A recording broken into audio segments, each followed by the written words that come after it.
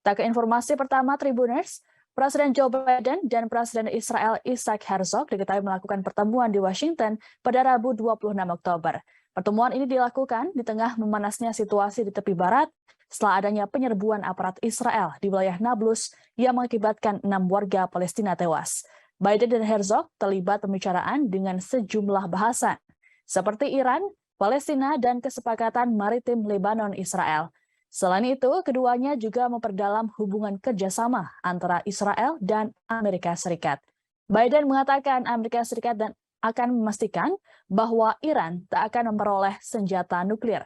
Sebelumnya, Herzog dalam pembicaraannya dengan Menteri Luar Negeri Amerika Serikat Antony Blinken telah membocorkan informasi intelijen soal penggunaan drone Iran oleh Rusia dalam perang Ukraina.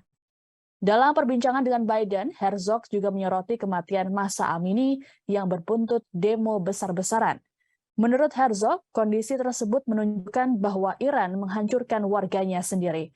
Hal ini sejalan dengan pasukan drone kamikaze ke Rusia untuk membunuh warga Ukraina. Sementara itu, di saat yang bersamaan, Biden juga menekankan pentingnya mengambil langkah-langkah untuk mengurangi eskalasi situasi keamanan di tepi barat.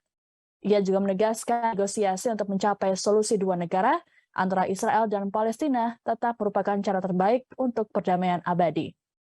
Di sisi lain, Biden juga memuji langkah Israel soal penandatanganan perjanjian maritim dengan Lebanon untuk menetapkan batas permanen.